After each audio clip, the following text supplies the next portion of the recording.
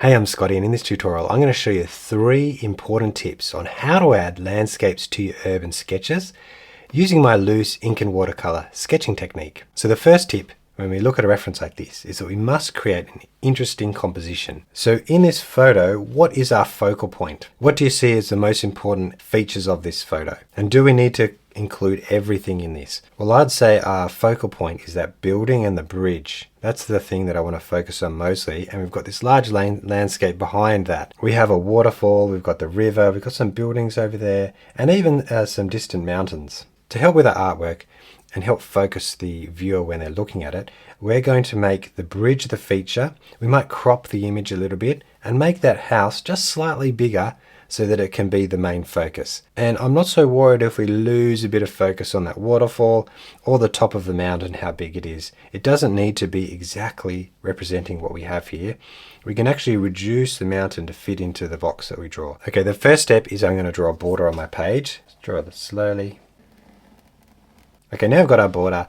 Let's do the main shapes and make sure that we have that focal point right. So we'll put 2 dots just a little bit below halfway and in just a little bit. See how I'm just trying to give it that extra interest and texture.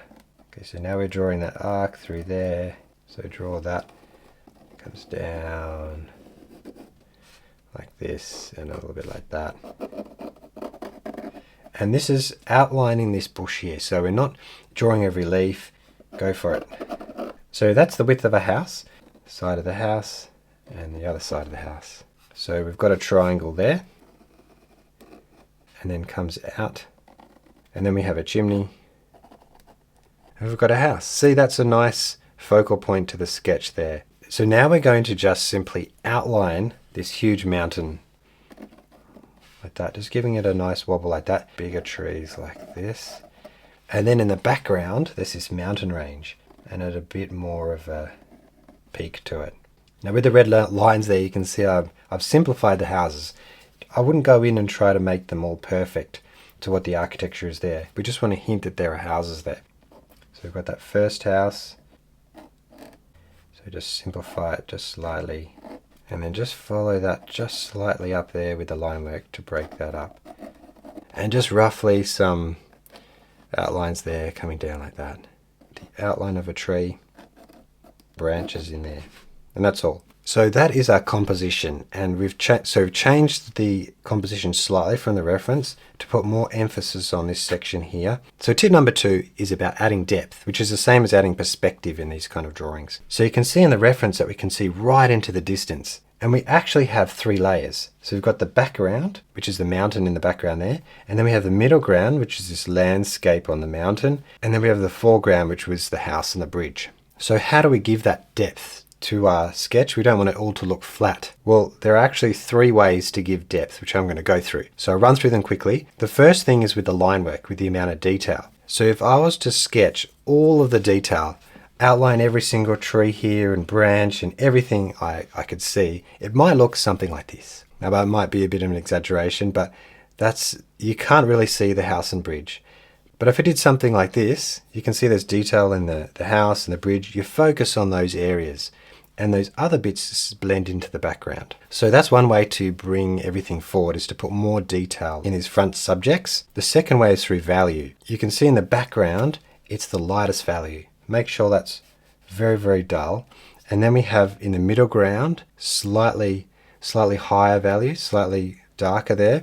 And in the foreground is the darkest value. So you can see around the bridge, the shadows are very strong and the house is very red there. So that's the second way we can add depth. And the third way is by your warm and cool colors.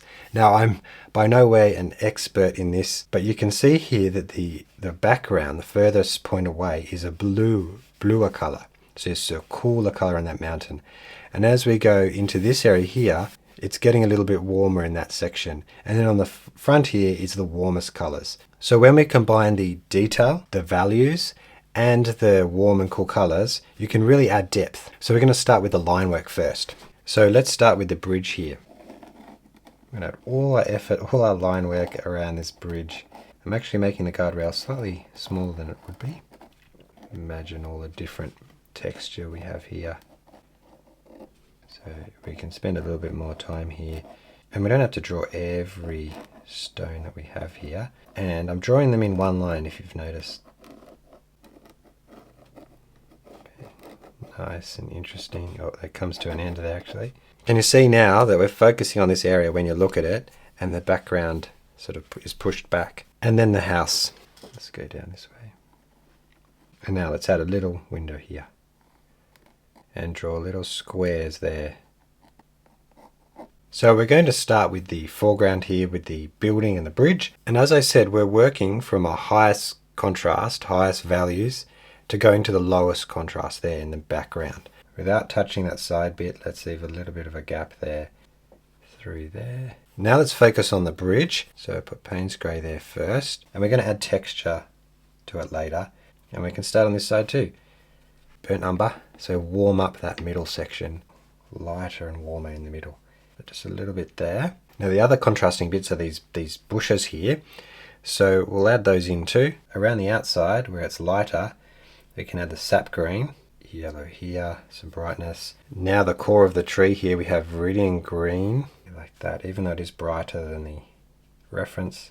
So this is where we got the high contrast colors. Some more saturation here. Okay, so now I'll get a bit of sap green. I'm going to add a layer here of this grass coming down. And we're going to be adding another layer of detail onto this watercolor. So now we've got the foreground, the focus, where all our line work was. Now let's add the background, which is going to be the sky and that mountain range. And it's going to need to be very, very watered down. So really, really light here across the top. But we can add a bit of blue from the sky that's very light going down like this. And then we're bringing that down and it should blend in. And now let's add just a very, very small touch of Payne's Grey. And so then we've got our mountain in the background now. So now we have the foreground and the background. Let's do the middle ground. And that's not going to be as bright as this front, but not as light as the back there. So it has to be somewhere in the middle to show that depth. So we're going to do a first wash just to cover that whole area. So let's start with a sap green. Let's add a little bit of that Payne's Grey to make it more of an olive color. Make our way up there. We then add some more Viridian green this way. And then we can add more Payne's Grey to this mix as we get to this section here. Splotch that into the other colors there to make it look interesting. Some colors into that wet. Also add those in. Now these houses on the side. So that's that house here. Now we're going to add a layer of detail on top. So a second coat on each of these sections. So we're going to start with the bridge. Bricks that go right across the top here. These are darker ones. So just trying to add detail and interest to these sections that we want people to focus on looking at. Some broad strokes here following that arc down there. Some simple strokes like that. Just a couple of splatters there, especially because it's water. Dark spots there too. And then I'm going to tap some texture into this bridge here. Tapping harder until you can see some of those spots coming out.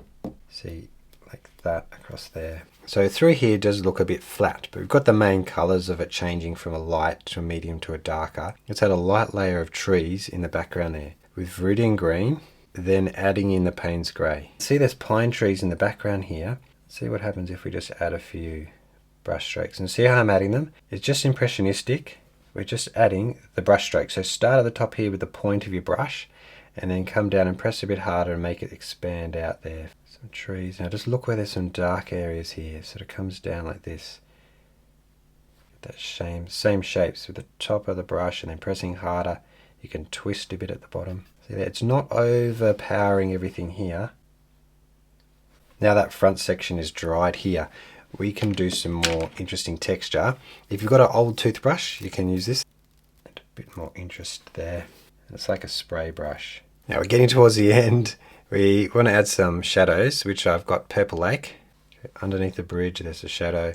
Splatters if you're brave. And there's a bit of the shadow in here. Let's add a shadow underneath that, the eave of the building there. Now it's highlights time, which can bring out these surfaces even more. Just a very thin line, just to show reflection off the top there. And then through here you can see there's white bits dripping down. You can even use your finger to smudge it. white bits there. Just really adds that final touch. Now the water here, which is really cool because we've got those white little caps of water. And then we come across here and there's white caps all the way through there. So that's how I add landscapes to my urban sketches. I hope those 3 tips help. If you want the full tutorial, that'll be over on my Patreon. You can also get the reference and a lot more explanation in there, which helps. I've got a whole set of fundamental tutorials which help you if you're a beginner before you tackle these projects. And you can share sketches with the community and ask me any question you like there. Otherwise, there's another video here on YouTube you can check out, and I'll see you in the next one.